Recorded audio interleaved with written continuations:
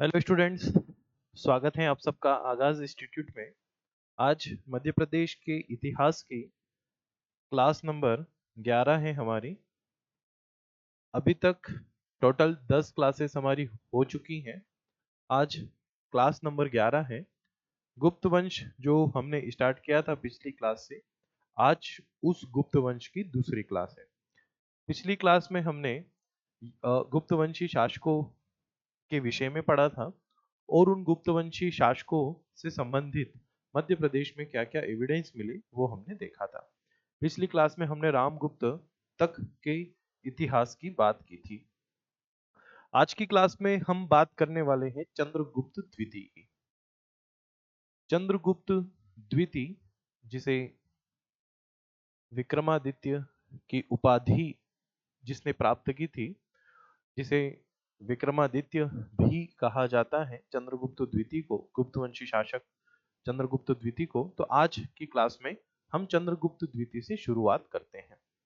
चंद्रगुप्त द्वितीय के विषय में भारत के इतिहास में आप पढ़ोगे, हम चंद्रगुप्त द्वितीय को सिर्फ और सिर्फ मध्य प्रदेश के इतिहास के संदर्भ में ही पढ़ेंगे कि आखिर में मध्य प्रदेश के इतिहास के संदर्भ में चंद्रगुप्त द्वितीय की क्या भूमिका रही, कौन कौन से ऐसे एविडेंस हैं जो हमें मध्य प्रदेश से प्राप्त होते हैं चंद्रगुप्त द्वितीय के। चलिए तो करते हैं शुरुआत।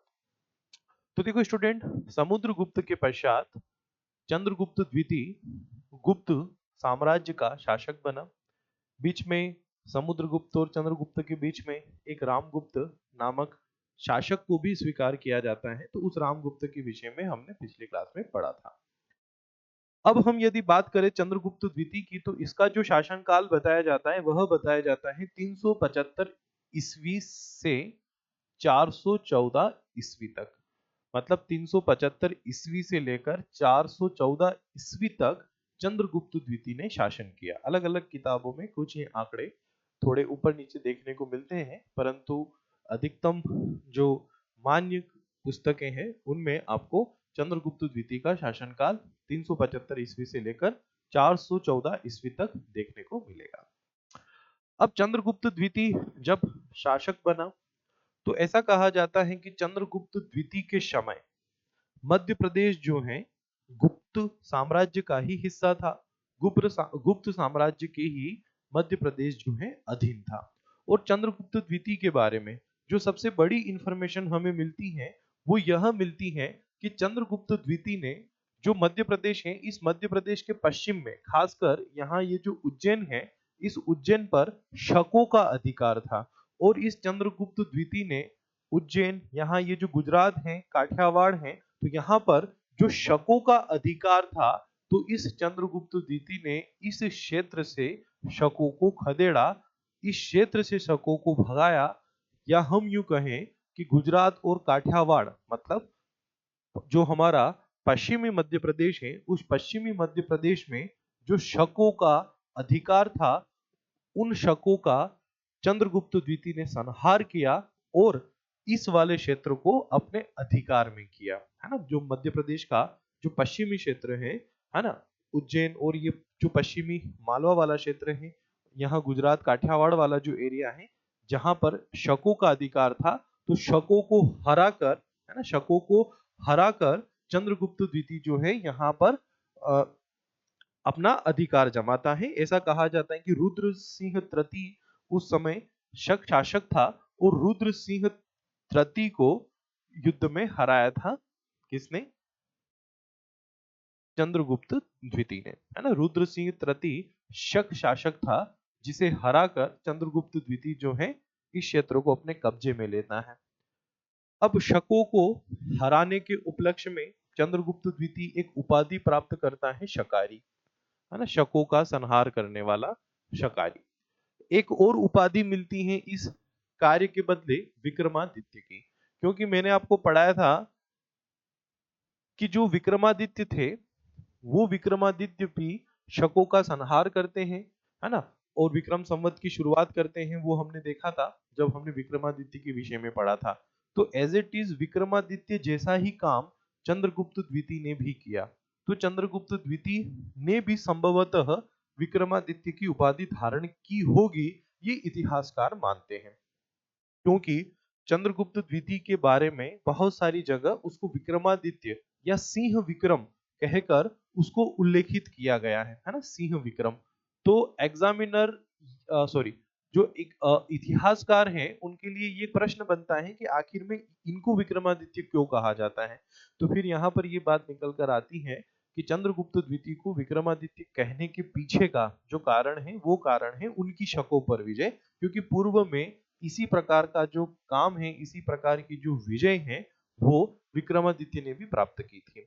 जैसे हम बोलते हैं ना कई बार, अगर कोई व्यक्ति जो है बिल्कुल देशभक्ति अपने मन में संजोए हैं और देश के लिए जान कुर्बान करने के लिए तैयार है ना, तो हम बोलते हैं ना कि यार ये तो आज का भगत सिंह है ना, या ये आज का सुभाष चंद्र बोस है, या कोई व्यक्ति जो ऐसा है जो अहिंसा के मार्ग पर चलना पसंद करता है ना, बिल्कुल खुद झुक जाएगा पर ऐसा कोई कृत्य नहीं करेगा कि जिससे दूसरों को कष्ट हो, सबका भला सोचता है, तो हम क्या बोलते हैं कि यार ये तो गांधीवादी व्यक्ति है ना, ये तो आज का गांधी है।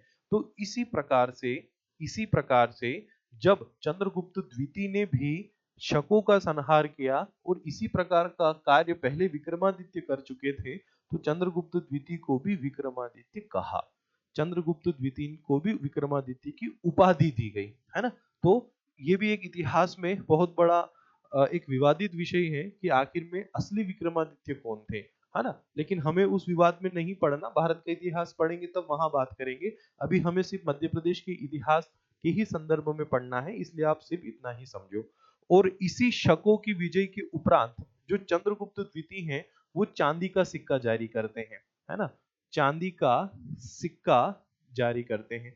अब ये जो प्रश्न है ये एमपीपीएससी पूछ चुका है ना, ये प्रश्न एमपीपीएससी पूछ चुका है कि शकों पर विजय के उपरांत चंद्रगुप्त द्वितीय किस धातु का सिक्का जारी करते हैं, है ना, सोना, तांबा, चांदी, है ना, इस टाइप के ऑप्शन उसमें आपको मिलेंगे और आपका जो उत्तर सही है वह है चांदी। चांदी का सिक्का जारी किया था। पहले गुप्त शासक जो है वो सोने का सिक्का जारी करते थे।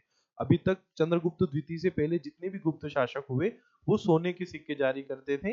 चंद्रगुप्त द्वितीय ने चांदी का सिक्का जारी किया था शकों पर विजय के उपरांत। अब आपके माइंड में एक और प्रश्न होगा कि सर ये कौन सी बड़ी बात होगी कि चांदी का सिक्का जारी किया था, है ना, और ये क्या बात है कि उसने चांदी का सिक्का जारी किया, ये इतिहास का एक विषय बन गया कि चंद्रगुप्त द्वितीय ने चांदी का सिक्का जारी किया, है ना, विजय के उपरांत।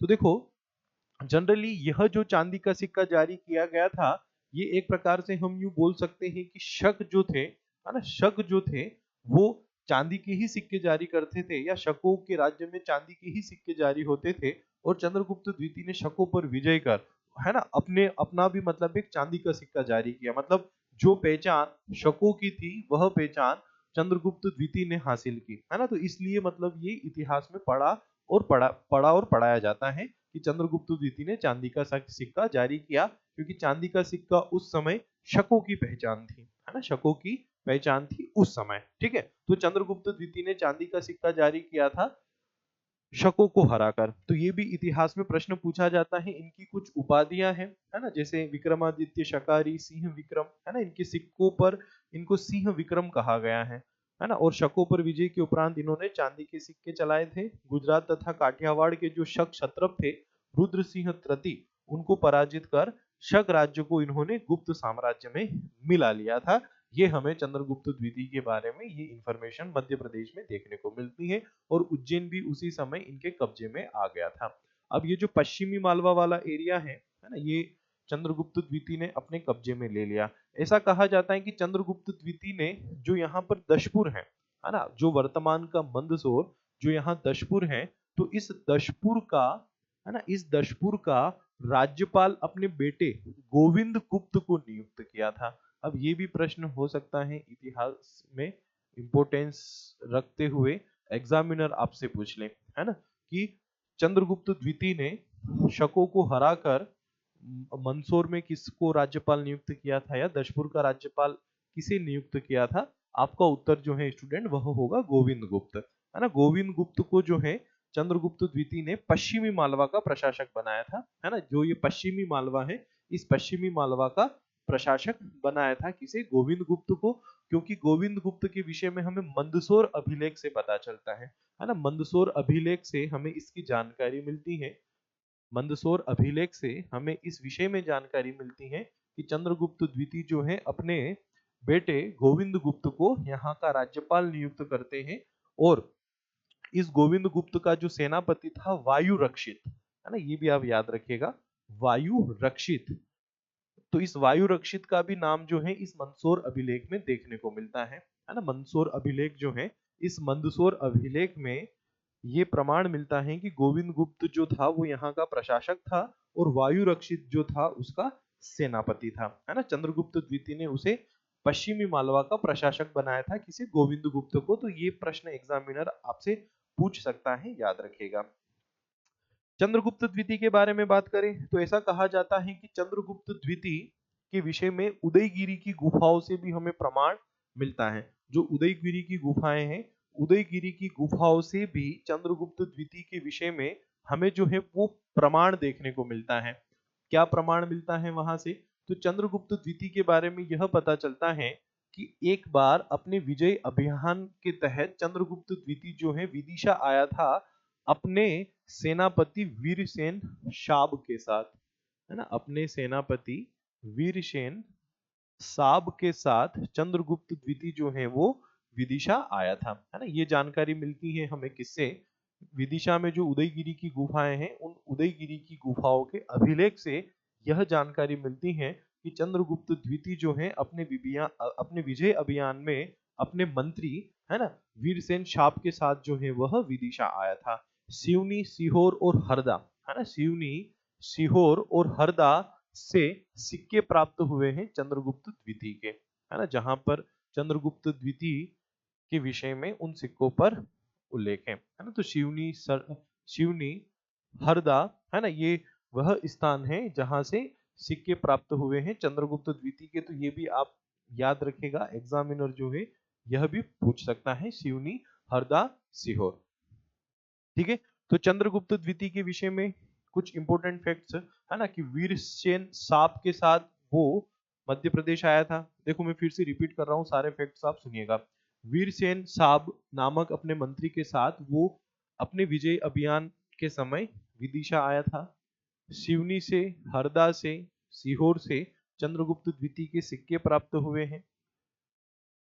चंद्रगुप्त द्वितीय ने गुजरात, काठियावाड़, है ना, ये जो पश्चिमी मध्य प्रदेश, ये पश्चिमी मालवा है, यहाँ से शकों का संहार कर विक्रमादित्य तथा शकारी की उपाधि धारण की थी। इसे अपने सिक्कों पर सिंह विक्रम कहा गया है। इसने यहाँ के शासक, यहाँ जो शक राजा था रुद्र सिंह तृतीय, उसको युद्ध में हराया था तथा इस विजय के उपलक्ष्य में उसने चांदी के सिक्के जारी किए थे। ठीक है। मंदसौर में ये जो एक अभिलेख मिला है, उस अभिलेख से हमें यह पता चलता है कि उसने पश्चिमी मालवा का प्रशासक अपने बेटे गोविंद गुप्त को बनाया था तथा इस गोविंद गुप्त का सेनापति वायु रक्षित था। ठीक है स्टूडेंट, तो ये कुछ और फैक्ट्स जो आपको यहाँ से याद रखना है चंद्रगुप्त द्वितीय के बारे में। एग्जामिनर अगर परीक्षा में प्रश्न कुछ भी पूछेगा तो वो यहीं से होंगे। अभी हम गुप्त काल में जो निर्माण हुए उन निर्माणों को नहीं पढ़ रहे हैं, ये हम पहले शासकों की लिस्ट देख रहे हैं, है ना, कि उन शासकों के क्या क्या प्रमाण मध्य प्रदेश में मिले। जब इन शासकों के प्रमाण कंप्लीट होंगे उसके पश्चात हम गुप्त वंश के जितने भी निर्माण हैं हमारे मध्य प्रदेश में उन्हें पढ़ेंगे। ठीक है। तो चंद्रगुप्त द्वितीय से ये सारे फैक्ट्स जो है आपको याद रखना है, परीक्षक जो है इन्हें परीक्षा में आपसे पूछ सकता है। ठीक है स्टूडेंट, तो ये 4-5 फैक्ट जो चंद्रगुप्त द्वितीय से संबंधित हैं, क्या ये सभी को क्लियर हुए? क्या ये सभी को क्लियर है? कोई भी डाउट हो तो आप मुझसे पूछ सकते हो। एक प्रश्न तो यहां से पूछा भी गया है, चांदी के सिक्के वाला।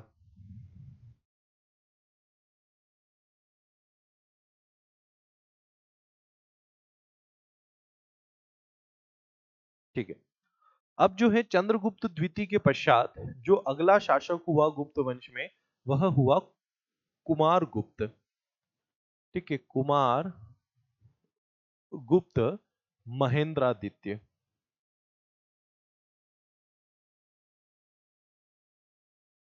ठीक है, कुमार गुप्त महेंद्रादित्य। कुमार गुप्त प्रथम, है ना, क्योंकि इस वंश में और भी कुमारगुप्त हुए, इसलिए हम पहचान के लिए लगा देते हैं प्रथम। कुमारगुप्त प्रथम महेंद्रादित्य नाम से जिसे जाना जाता था। तो कुमारगुप्त प्रथम जो है यह गुप्त वंश के अगले शासक हुए चंद्रगुप्त द्वितीय के पश्चात।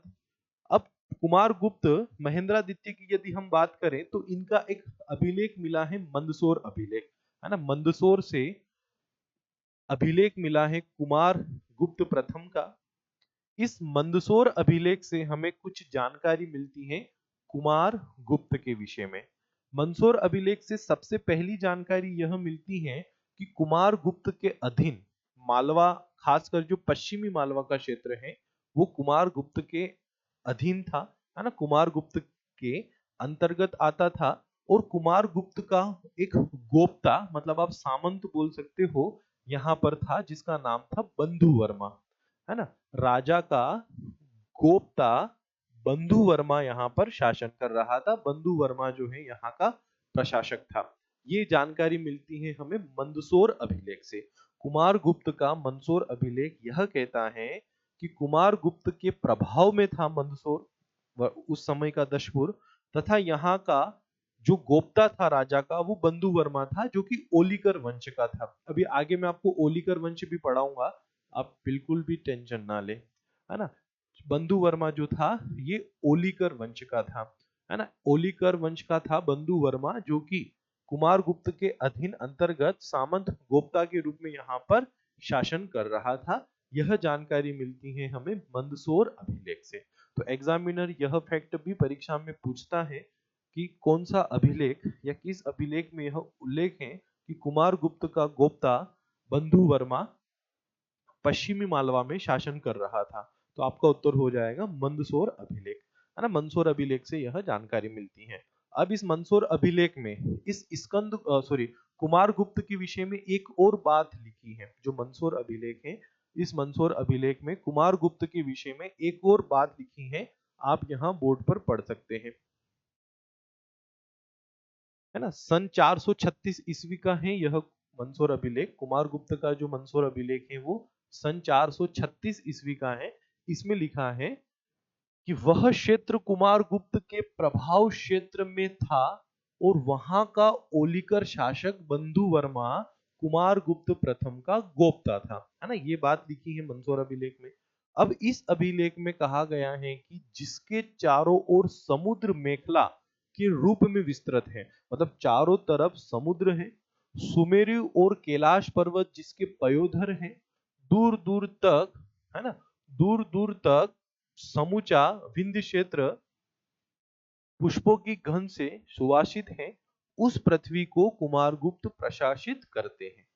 अब ये मैंने यहाँ पर क्यों लिखकर बताया, क्या ये पूरा आपको याद रखना है कि भाई ये जितना भी यहाँ लिखा है कि भाई समुद्र मेखला के रूप में विस्तृत है, तो क्या ये पूरा आपको याद रखना है? नहीं।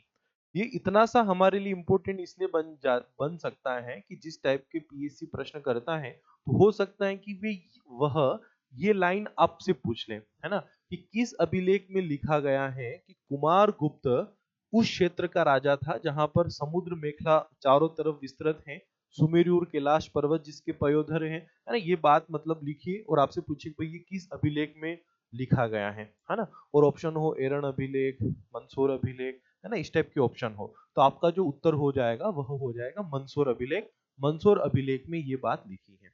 दूसरी चीज, इसी अभिलेख में यह बात भी लिखी है ना, कि राजा बंधु वर्मा के आमंत्रण पर, है ना, राजा बंधु वर्मा के आमंत्रण पर लाट देश, है ना, ये गुजरात वाला एरिया, लाट देश की रेशमी वस्त्रों की निर्माता वीर सुसंस्कृत एवं बहुगुणी सदस्यों वाली श्रेणी दशपुर में आकर अत्यंत ही आकर्षक रेशमी वस्त्रों का निर्माण कर रही थी। इन बुनकरों ने सन 437-38 ईस्वी में वहां एक विशाल सूर्य मंदिर का भी निर्माण करवाया था। ये जानकारी भी हमें मंदसौर अभिलेख से मिलती है। तो हो सकता है एग्जामिनर अब ये प्रश्न कर ले कि किस अभिलेख से यह जानकारी मिलती है कि राजा के आमंत्रण पर लाट देश से एक सुसंस्कृत वीर, है ना, एक रेशमी बुनकरों की श्रेणी मंदसौर में आई थी और वहां पर आकर उच्च कोटि के रेशम का निर्माण कर रही थी। आपका उत्तर हो जाएगा दशपुर अभिलेख। या किस अभिलेख के अनुसार या किस अभिलेख में यह उल्लेख है कि दशपुर में लाट देश से आए रेशमी या रेशम के बुनकरों ने एक विशाल सूर्य मंदिर का निर्माण करवाया था। इस बात का उल्लेख कौन से अभिलेख में है? आपका उत्तर हो जाएगा मंदसौर अभिलेख। तो देखो ये जो पूरा कथन है, इस कथन से कम 3 से 4 क्वेश्चन बन सकते हैं। पहला तो ये बन सकता है कि भी बंधु वर्मा उसको राजा का जो था गुप्ता था। दूसरा ये सुमेरु पर्वत वाला बन सकता है। तीसरा बन सकता है कि भाई ये लाट देश से रेशम निर्माता की श्रेणी यहाँ आई थी। और चौथा बन सकता है सूर्य मंदिर वाला, है ना। तो 4 क्वेश्चन जो है यहाँ से एग्जामिनर आपसे पूछ सकता है। जिस टाइप का पैटर्न आज एमपीपीएससी फॉलो कर रहा है, बड़े चांस है यहाँ से प्रश्न पूछने के। और एग्जामिनर आप पुराने पेपर उठाकर देखेगा, गुप्त वंश को और ये मंदसौर वाले एरिया को भी कुछ ज्यादा ही तवज्जो दे रहा है एग्जामिनर, है ना। आप देखो अभी पिछले 2-3 साल के पेपर उठाकर, तो दशपुर से, गुप्त वंश से संबंधित, ओलिकर वंश से संबंधित आपको 2-3 प्रश्न मिल जाएंगे, है ना। आपको 2-3 प्रश्न मिल जाएंगे अभी जो लेटेस्ट पूछे गए। जैसे एक वो मालव संवत वाला, है ना। एक पूछा गया था भाई विश्व का पहला विज्ञापन, है ना, वो अभिलेख वाला, है ना। एक दशपुर अभिलेख जहाँ रेशम बुनकरों की जानकारी मिलती, दशपुर अभिलेख। तो अभी हाल ही में जो रिसेंटली जो 2-3 एग्जाम हुए, उन रिसेंटली 2-3 एग्जाम में इस टॉपिक से लगभग हर साल प्रश्न आया है। तो मतलब ये टॉपिक इंपॉर्टेंट है, इसलिए प्रश्न आ सकते हैं, है ना। तो इसलिए मैं आपको ये पूरा बता रहा हूँ कि भाई आपको यहाँ पर कोई भी क्वेश्चन मिस नहीं करना है अगर एग्जामिनर आपसे कुछ भी प्रश्न करे, है ना। हमें फैक्ट्स को अच्छे से देख लेना है। अभी हम आगे ओलिकर वंश के विषय में बात करेंगे, है ना। ओलिकर वंश के विषय में बात करेंगे, जहां पर मैं आपको और भी फैक्ट्स बताऊंगा। चलिए,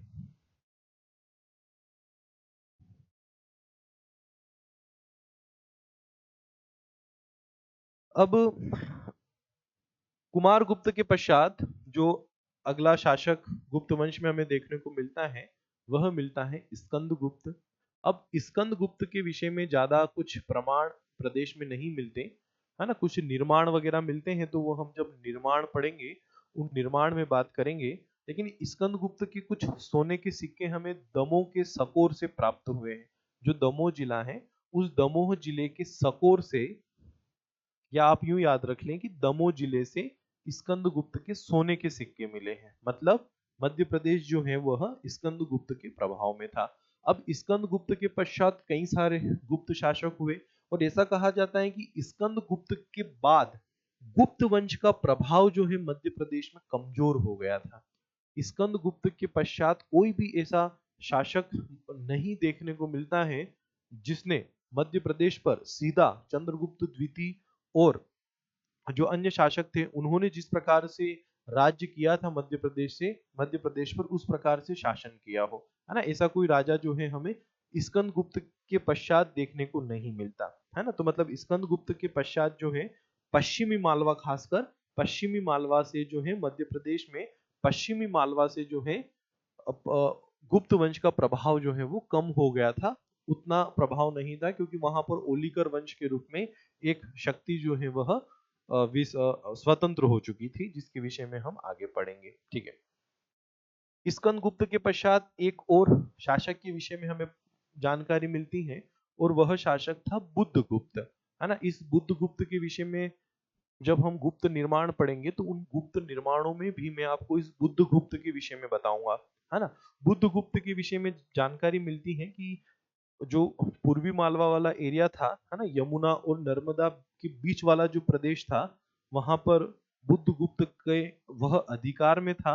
और सुरश्मि चंद्र जो है इसका राज्यपाल था, जो यहाँ पर प्रशासक था, सुरश्मि चंद्र, है ना। तो ये एक और फैक्ट थोड़ा याद रखिएगा बस, सुरश्मि चंद्र का, क्योंकि प्रश्न कहाँ से आ जाए कोई भरोसा नहीं है, ठीक है। तो सुरश्मि चंद्र जो है यहाँ पर प्रशासक था, ठीक है। सुरश्मि चंद्र जो है प्रशासक था, ये आपको याद रखना है। हो सकता है एग्जामिनर जो है प्रश्न कर ले, है ना। तो बुद्धगुप्त का प्रभाव हमें मालवा में देखने को मिलता है। यमुना और नर्मदा के बीच वाले प्रदेश पर यह शासन कर रहा था, और सुरश्मि चंद्र जो है इसका प्रशासक था। ये बात हमें पता चलती है, ठीक है।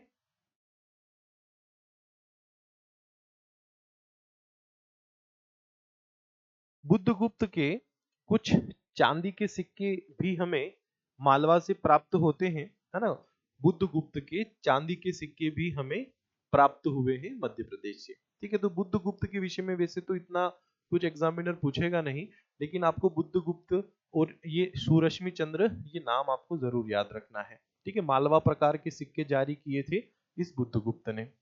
ठीक है, बुद्ध गुप्त के पश्चात यदि हम बात करें गुप्त वंश के मध्य प्रदेश में प्रभाव की, तो लगभग लगभग यूं मान के चलिए आपकी मध्य प्रदेश में गुप्त वंश का प्रभाव जो है वो लगभग समाप्त हो चुका था, है ना। यहाँ पर कई सारे छोटे छोटे जो राज्य थे, छोटे छोटे जो गुप्त साम्राज्य के अंतर्गत जो राज्य थे वो स्वतंत्र हो चुके थे। गुप्तों का प्रभाव जो है कम पड़ चुका था। फिर भी हमें मध्य प्रदेश में एक गुप्त शासक की जानकारी मिलती है जिसका नाम था भानुगुप्त, है ना। एक अभिलेख मिलता है हमें एरण से, एरण अर्थात की वर्तमान का सागर। एरण अभिलेख से एक और गुप्त शासक की हमें जानकारी मिलती है जिसका नाम था भानुगुप्त। ऐसा कहा जाता है कि भानुगुप्त जब शासक था तो उस भानुगुप्त के शासन काल में लगभग 510 511 ईस्वी की ये बात है। 510 511 ईस्वी में भानुगुप्त सम्राट था और इसका एक अधीनस्थ था, है ना, वो मंत्री या सेनापति जो भी हो, है ना, एक अधीनस्थ था, नाम था जिसका गोपराज। अब ये मंत्री था सेनापति था ये पता नहीं है, लेकिन ये इसका अधीनस्थ था, मतलब इसके अधीन था, किसके, भानुगुप्त के। तो जब हुण आक्रमण हुआ, तोरमाण, अभी हम हुण आक्रमण भी देखेंगे, है ना, कि मध्य प्रदेश में हुण आक्रमण कब हुए थे और कब उस समय कौन कौन शासक था वो सब हम देखेंगे। तो मध्य प्रदेश में जब हुणों के आक्रमण हुए तो तोरमाण जो हुणों का शासक था उसने जब आक्रमण किया, है ना, तो इस युद्ध में गोपराज की जो है वो मृत्यु हो गई थी। और गोपराज की मृत्यु के पश्चात गोपराज की जो पत्नी थी, है ना, गोपराज की जो पत्नी थी वो सती हो गई थी। इस बात का हमें इस एरण अभिलेख में उल्लेख मिलता है कि भानुगुप्त नामक शासक के समय हुण शासक तोरमाण ने आक्रमण किया था, मतलब हुणों का आक्रमण हुआ था जिसमें गोपराज की मृत्यु हो गई थी और गोपराज की पत्नी जो थी वो सती हो गई थी। और भारत में सती प्रथा का जो हमें प्रमाण मिले हैं उन प्रमाणों में ये सबसे प्रथम और सबसे प्राचीन प्रमाण है ना। मतलब सती प्रथा के जो प्रमाण मिलते हैं उन प्रमाणों में यह सबसे प्राचीन सबसे प्रथम प्रमाण है कि भाई हाँ, हमें 510 511 ईस्वी में मिलता है सती प्रथा का प्रमाण। उससे पहले हमें सती प्रथा के प्रमाण नहीं मिलते, है ना। कई किताबों में लिखी हो वो बात अलग है, लेकिन एक प्रमाण मिलना, है ना, कहीं अभिलेख मिलना कि हाँ भाई ये चीज होती ही थी, है ना, उस प्रकार से यह सती प्रथा से संबंधित भारत में जो प्रमाण मिले हैं उनमें पहला प्रमाण था। तो यहाँ से भी हमें भानुगुप्त नामक एक शासक की जानकारी मिलती है ना, जिसका अधीनस्थ था गोपराज, है ना, जिसकी मृत्यु के पश्चात उसकी पत्नी सती हो गई थी। और भारत में सती प्रथा से संबंधित यह प्रथम प्रमाण था। और यह युद्ध जो था वो हुण राजा तोरमाण के साथ हुआ था।